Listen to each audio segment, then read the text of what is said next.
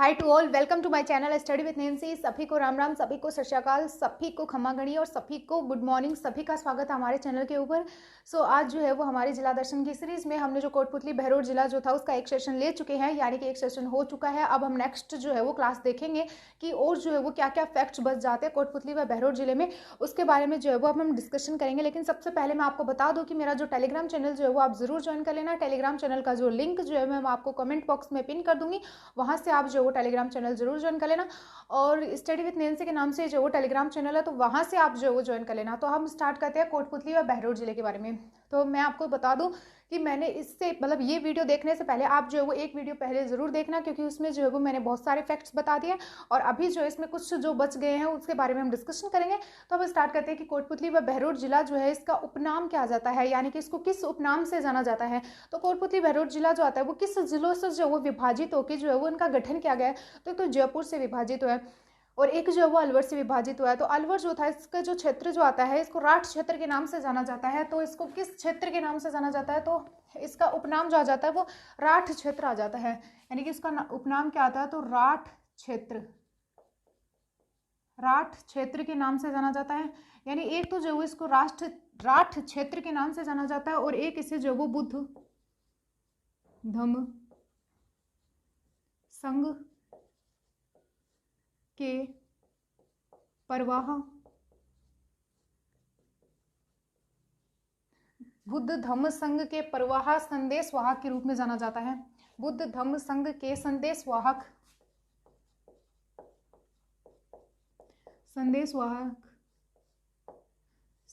के रूप में जाना जाता है। मतलब मोस्टली ये है कि जो कोटपुतली व बहरोड जिला जो आता है वो किन जिलों को विभाजित करके बनाया गया था, तो जयपुर और अलवर को विभाजित करके बनाया गया था।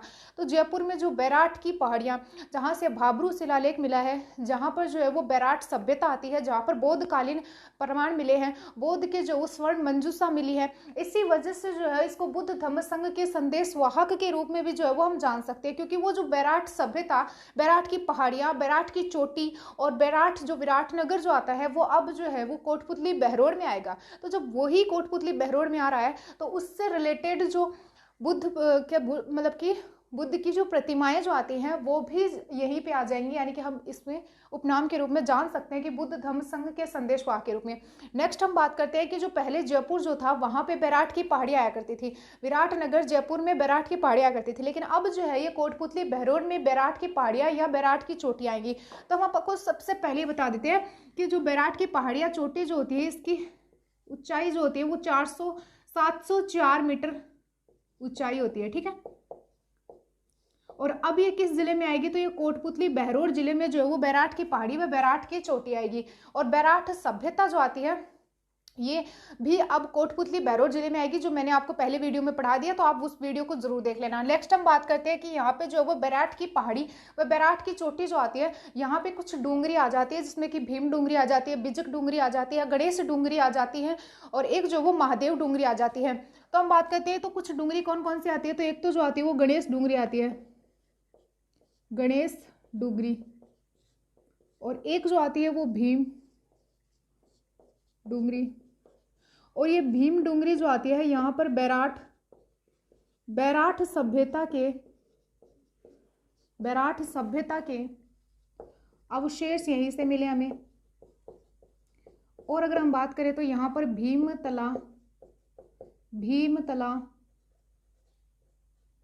भीमतला तालाब हमें यहीं से मिला है। यानी कि कहा जाता है कि जब पांडवों का अज्ञातवास चल रहा था उस समय जो थे वो भीम डूंगरी के पास में पांडव रुके थे। तो उस टाइम जो था उन्होंने भीम जो थे उनको जब प्यास लगी तो उन्होंने जो है वो ऐसे मतलब अपने मतलब कि जो पैरों से जो वो पानी निकाल दिया था। इस वजह से वहां पे जो वो भीम तालाब बन गया था, यानी कि उस जो वो जगह जो आती है उसको भीम तालाब के नाम से जाना जाता है। नेक्स्ट हम बात करते हैं तो यहाँ पे एक जो आती है वो बिजक डूंगरी आती है, बिजक डूंगरी, और एक जो आती है वो महादेव डूंगरी आती है। लेकिन अगर हम बात करें तो बिजक डूंगरी के संबंध में क्या फैक्ट्स बन जाते हैं, तो यहाँ पर बिजक डूंगरी जो आती है यहाँ पर अशोक महान के द्वारा बौद्ध धर्म ग्रहण करने का बौद्ध धर्म ग्रहण करने के साक्ष्य हमें जो वो बिजक डूंगरी से मिलते हैं। नेक्स्ट अगर हम बात करें तो भाबरू शिलालेख जो आता है वो भी हमें यहीं से मिलता है, यानी कि ये बिजक डूंगरी जो आती है यहीं से जो है वो हमें भाबरू शिलालेख जो है वो मिला है। भाबरू शिलालेख हमें यहीं से मिला है। और भाबरू शिलालेख के संबंध में क्या क्वेश्चन बन जाता है, तो इसकी खोज किसके द्वारा करी गई थी, तो भाबरू शिलालेख जो आता है इसकी खोज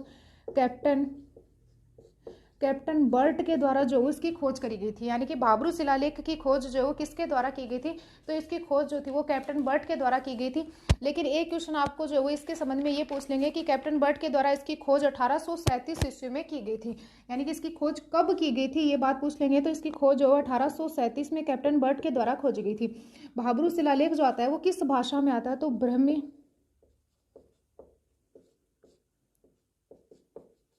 भाबरू शिलालेख जो आता है वो किस लिपि में आता है, तो ब्रह्मी लिपि में आता है। यानी जो भाबरू शिलालेख जो आता है वो विजक की पहाड़ियों से, विजक की डूंगरी में से मिला है। ये किस लिपि में आता है, तो ब्रह्म लिपि में आता है। इसकी खोज जो थी वो कैप्टन बर्ट के द्वारा की गई थी। कब की गई थी, तो 1837 ईस्वी में की गई थी। अब हम बात करें तो ये जो है वो वर्तमान समय में कहाँ रखा हुआ है, तो ये कलकत्ता, वर्तमान समय में कलकत्ता संग्रहालय में रखा हुआ है। कलकत्ता संग्रहालय में जो ये भाबरू शिलालेख जो वो रखा हुआ है। अब हम बात करते हैं कि ये जो बिजक की डूंगरी जो आती है और जो बैराठ जो आता है यहाँ से जो है वो 36 मुद्राएं मिली हैं, ठीक है, 36 मुद्राएं मिली हैं। उसमें से 28 तो 28 तो जो है वो मुद्राएं हैं और 8 जो है वो पंचमारक सिक्के हैं। और ये जो 28 मुद्राएं जो हैं इसमें से भी जो है वो 16 इसमें से 16 मुद्राएं जो है वो यूनानी शासक, 16 मुद्राएं इंडो ग्रीक यूनानी शासक। अब आप बोलोगे यूनानी शासक कौन, तो मिनेंडर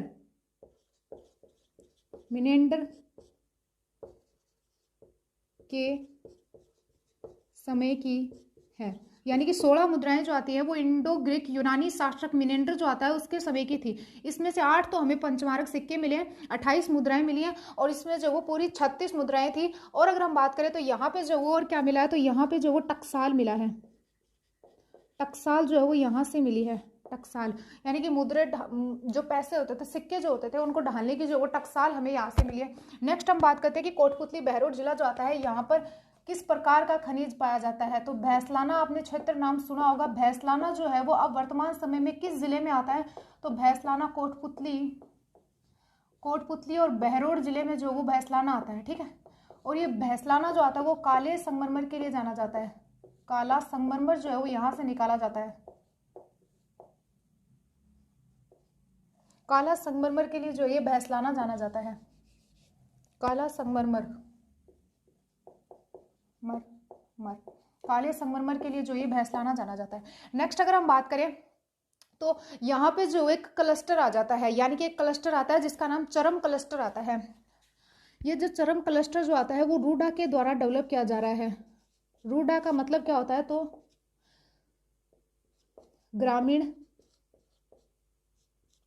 ग्रामीण क्षेत्र में गैर कृषि कार्यों को बढ़ावा देना।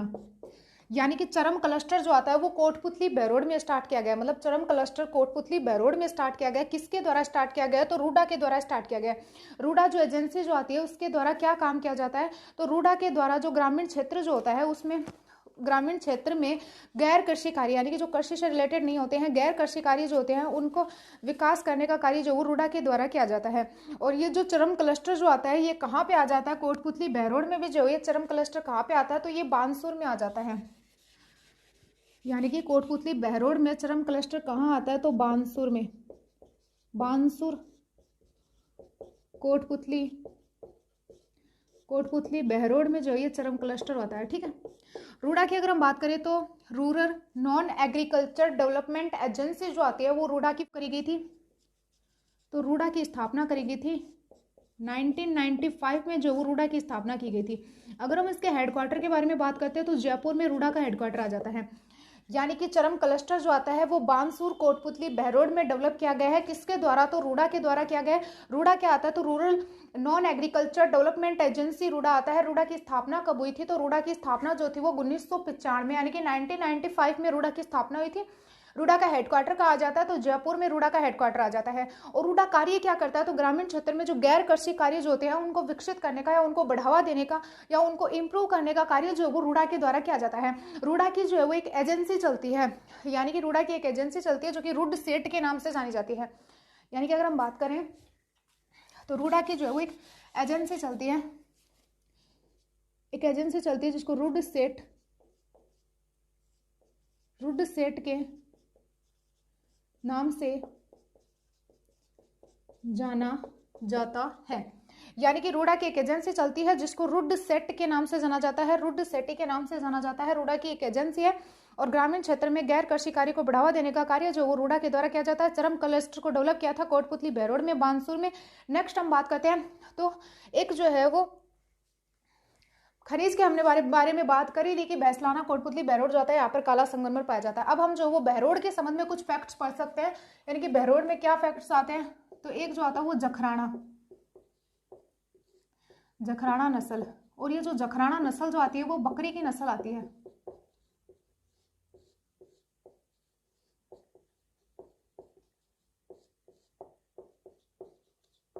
दूध व मांस के लिए प्रसिद्ध, यानी कि जखराना बकरी जो आती है वो दूध व मांस के लिए प्रसिद्ध है। और ये कहाँ पे आ जाती है? तो जखराना बकरी जो आती है वो बहरोड में आती है। नेक्स्ट अगर हम बात करते हैं तो बहरोड में जो वो एक माता जी का मंदिर आता है जिनका नाम आता है जिलानी माता। यानी कि अगर हम बात करें तो जिलानी माता जी का मंदिर जो आता है वो बहरोड में आता है। जिलानी माता का मंदिर कहाँ पे आता है? तो आपसे क्वेश्चन कर लेंगे तो आप बता देना, बहरोड में आता है। जिलानी माता के संबंध में फैक्ट्स बन जाता है कि इन्होंने हिंदुओं को जबरन मुस्लिम बनने से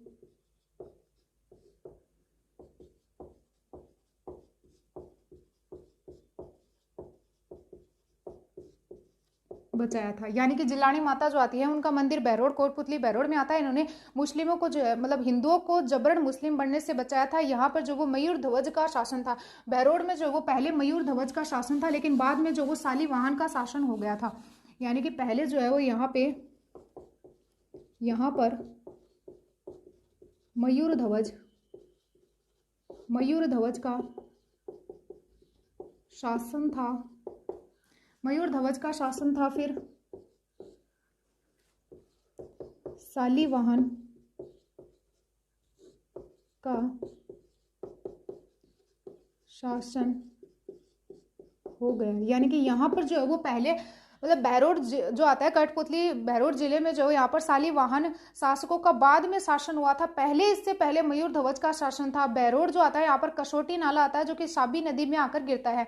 यानी कि बहरोड में और क्या फैक्ट्स बनते हैं? तो इसमें बहरोड में एक कसोटी नाला है, बहरोड में एक कसोटी नाला है जो साबी नदी में आकर गिरता है। यानी कि बहरोड में जो है वो एक नाला आता है, उसका नाम कसोटी नाला आता है जो कि साबी नदी में आकर गिरता है। और बहरोड में प्रमुख सुख यादव जो होते हैं वो प्रमुख स्वतंत्र सेनानी के नाम से जाने जाते हैं। यानी कि बहरोड से एक व्यक्ति विशेष का संबंध आता है। बहरोड के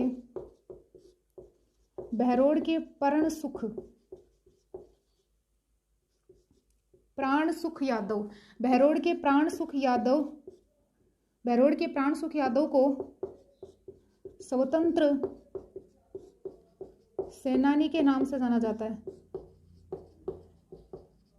यानी कि बहरोड से एक व्यक्ति विशेष का संबंध बहरोड से एक व्यक्ति विशेष का संबंध आता है जिनका नाम प्राण सुख यादव आते हैं। उनको जो है वो स्वतंत्र सेनानी के नाम से इनको जाना जाता है। नेक्स्ट अगर हम बात करें तो बहरोड से और क्या फैक्ट्स बन जाते हैं? तो यहाँ पे एक खनिज आता है, बहरोड में जो है वो एक खनिज आता है और वो खनिज क्या आता है, कौन सा खनिज आता है, तो यहाँ पर जो वो खनिज निकाला जाता है क्वार्टर्स खनिज, यानी कि क्वार्टर्स खनिज जो आता है वो बहरोड से निकाला जाता है। और बहरोड में कसोटी का नाला आता है जो कि साबी नदी में जाके गिरता है। जिलानी माता का मंदिर जो आता है वो बहरोड में आता है। नेक्स्ट अगर हम बात करें तो कोटपुतली बहरोड जिला जो आता है, यहाँ पे कौन सा राष्ट्रीय राजमार्ग गुजरता है, यानी कि कौन सा एनएच जो है वो यहाँ से गुजरता है, तो यहाँ से जो एनएच गुजरता है वो 48 गुजरता है, यानी कि 48 राष्ट्रीय राजमार्ग जो आता है वो बहरोड व कोटपुतली, यानी कि बहरोड कोटपुतली क्या कोटपुतली व बहरोड जिले से होकर कौन सा राष्ट्रीय राजमार्ग गुजरता है, तो राष्ट्रीय राजमार्ग NH 48 जो आता है वो कोटपुतली व बहरोड जिले से होकर गुजरता है। नेक्स्ट अगर हम बात करें तो एक जो है वो NCR में शामिल किया गया, यानी कि कोटपुतली जिला जो आता है इसको किस किस क्षेत्र में शामिल किया गया उसके बारे में भी हम बात करेंगे। यानी कि एक जो आता है वो भारतमाला परियोजना आती है, ठीक है, उस भारतमाला परियोजना में जो वो कोटपुतली बहरोड जिला जो आता है उसका नाम आता है, यानी कि उसमें इसको शामिल किया गया है। भारतमाला परियोजना, यानी कि मतलब एक भारतमाला परियोजना आती है, उसमें जो है वो कोटपुतली बहरोड जिले को जो वो शामिल किया गया है। भारतमाला परियोजना में कोटपुतली और बहरोड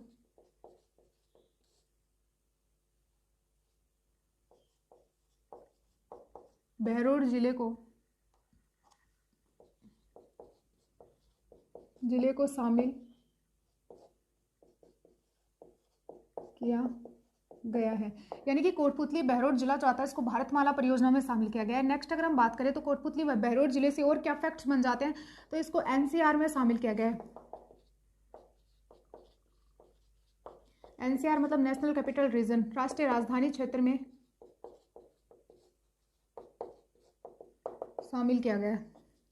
और इससे क्या फैक्ट्स बन जाते हैं, तो ये कोटपुतली जो आता है यहाँ पे इसके बारे में कहा जाता है कि कोटपुतली 1857 की क्रांति में अंग्रेजों ने 1857 की क्रांति में अंग्रेजों ने जयपुर के महाराजा राम सिंह सेकंड को 1857 की क्रांति में अंग्रेजों ने जयपुर के महाराजा राम सिंह सेकंड को कोटपुतली जो है वो दिया था। कोटपुतली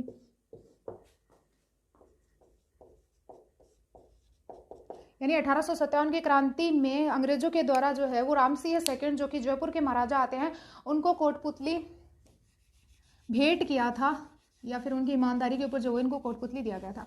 नेक्स्ट अगर हम बात करें तो राम सिंह सेकंड को एक उपाधि के नाम से सुशोभित किया जाता है, यानी कि इनको एक उपाधि दी गई थी अंग्रेजों के द्वारा। तो वो उपाधि कौन सी आती है वो भी हम देख लेते हैं। तो राम सिंह सेकंड को उपाधि दी गई थी अंग्रेजों के द्वारा, और अंग्रेजों ने इनको क्या क्या दिया था, तो इनमें जो उन्होंने एक उपाधि भी इनको दी थी, सितार-ए-हिंद। सितार-ए-हिंद की उपाधि जो है वो इनको दी गई थी। किन के द्वारा दी गई थी, तो इन्हीं अंग्रेजों के द्वारा दी गई थी। नेक्स्ट अगर हम बात करें तो यहाँ से जो है वो एक अल्ट्राटेक सीमेंट का कारखाना आता है, जो कि कहाँ से आता है, कोटपुतली से आता है। अल्ट्राटेक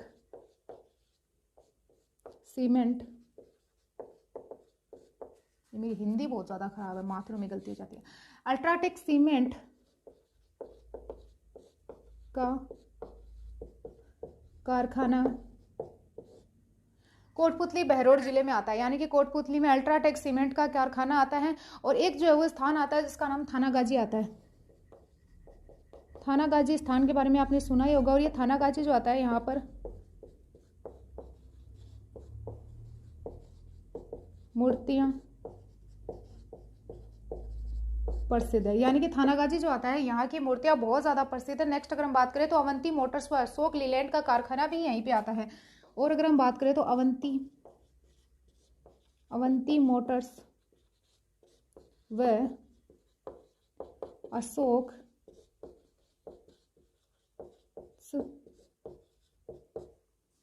यानी कि अवंती मोटर्स और अशोक लीलैंड का कारखाना भी जो है वो यहीं पे आता है।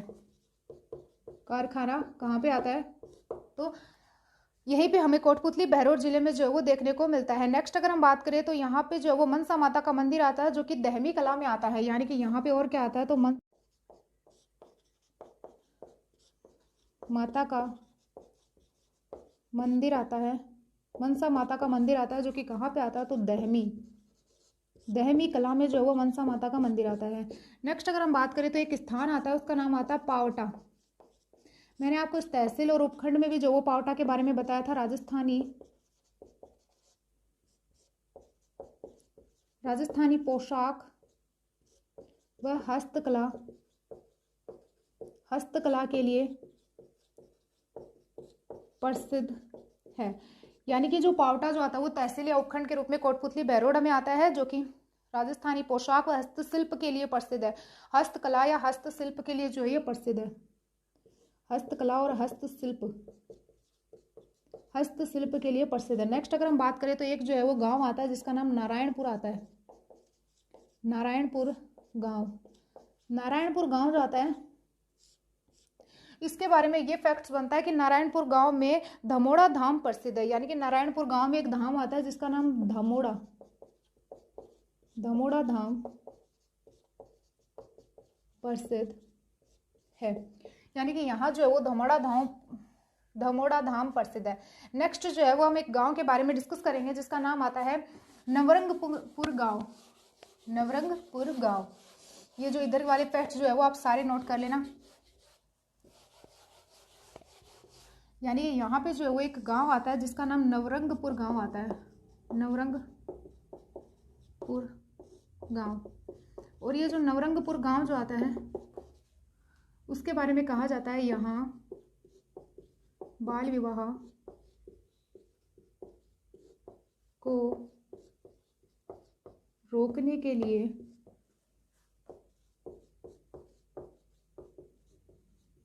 आंदोलन चलाया गया था। बाल विवाह को रोकने के लिए आंदोलन चलाया गया था और वह कैलाश सत्यार्थी के द्वारा जो है वो चलाया गया था। कैलाश सत्यार्थी को नोबेल पुरस्कार भी दिया गया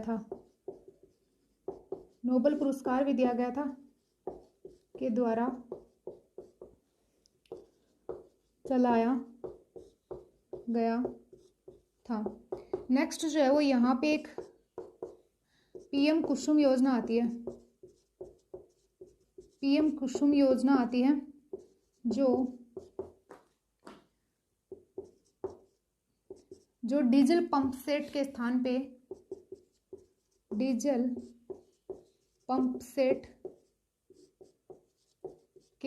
पर सोलर पंप सेट के उपयोग के लिए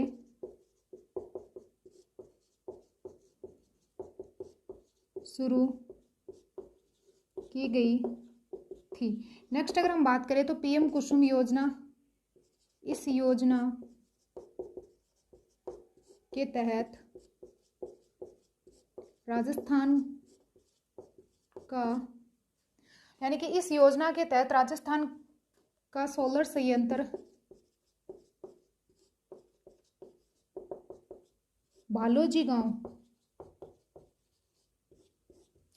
राजस्थान का सोलर संयंत्र भालोजी गांव जो कि कहाँ पे आता है, तो ये कोटपुतली बहरोड़ में ये गांव आता है। और आप सभी को जो है वो ये याद रखना है, भालोजी गांव में जो वो शुरू किए गए थे सोलर संयंत्र जो है वो यहाँ पे स्थापित किया गया था। क्योंकि ये जो है वो बहुत ज़्यादा इंपॉर्टेंट क्वेश्चन हो जाता है कि आपसे पूछ लेंगे कि पीएम कुसुम योजना के तहत जो है वो सोलर प्लांट जो है, सोलर संयंत्र जो है वो कहाँ पे स्थापित किया गया या कहाँ पे लगाया गया है, तो वो भालोजी गांव में लगाया गया। और ये भालोजी गांव कहाँ पे आता है, तो कोटपुतली बहरोड़ में जो ये भालोजी गांव आता है। ये जो वो ऊपर वाले फैक्ट्स आप लिख लेना। नेक्स्ट अगर हम बात करें तो एक आ जाता है कि पीएम कुसुम योजना का फुल फॉर्म क्या आती है।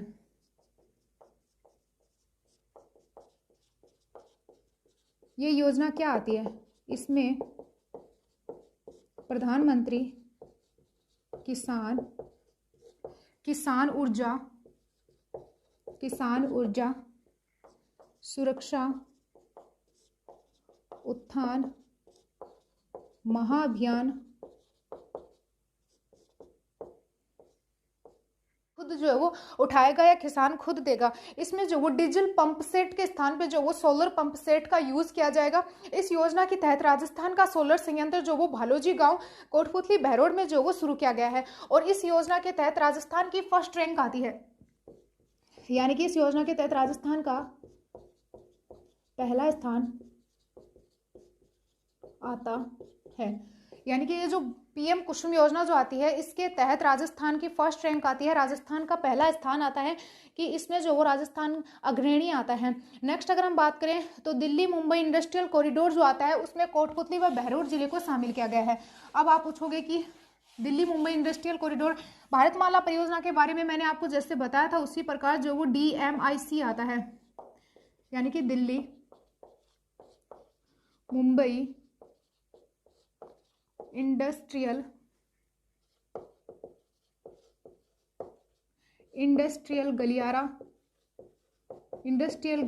गलियारा जो आता है, इसमें कोटपुतली बहरोड को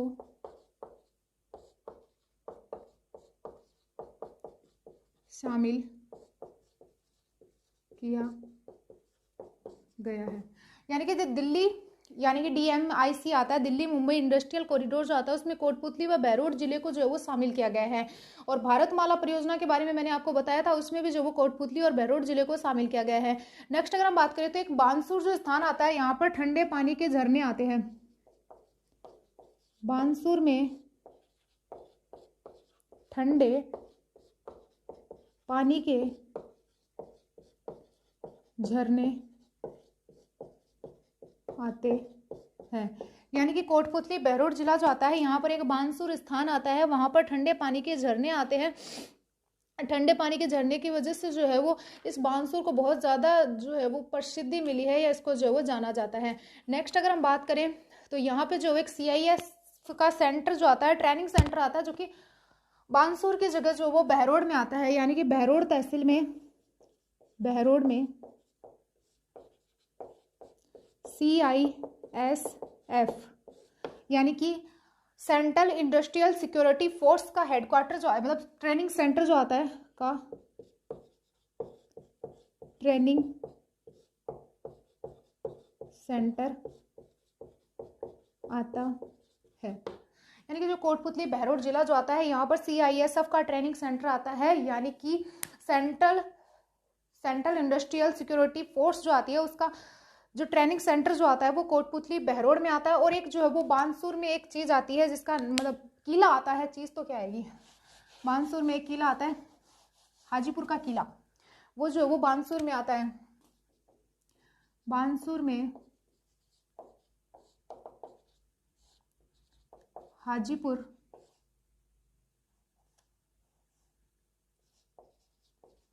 का किला आता है। यानी कि कोटपुतली बहरोड में जो वो बानसूर जो आता है, वहां पर हाजीपुर का किला जो आता है वो यहाँ पे आता है। नेक्स्ट अगर हम बात करें तो नवरंगपुर गांव के बारे में जो है वो मैंने आपको बता दिया, और यहाँ पर जो वो बानसूर में हाजीपुर का किला आता है, और जो DMIC जो दिल्ली मुंबई इंडस्ट्रियल कॉरिडोर में जो वो कोटपुतली बहरोड जिला आता है, भारतमाला परियोजना में कोटपुतली बहरोड जिला आता है, NCR नेशनल कैपिटल रीजन में कोटपुतली बहरोड जिला आता है। कौन कौन सी नदी आती है और उन नदियों के ऊपर कौन कौन सी सभ्यता आती है, उसके बारे में भी मैंने आपको बता दिया है कि जो है वो कोटपुतली बहरोड जिला जो आता है, यहाँ पर बाणगंगा नदी आती है, और एक जो है वो साबी नदी आती है। साबी नदी के ऊपर जोधपुरा सभ्यता आती है। बाणगंगा नदी के ऊपर जो है वो बैराट सभ्यता आती है। बैराट सभ्यता बौद्धकालीन आती है, महाभारत कालीन आती है, मौर्यकालीन आती है।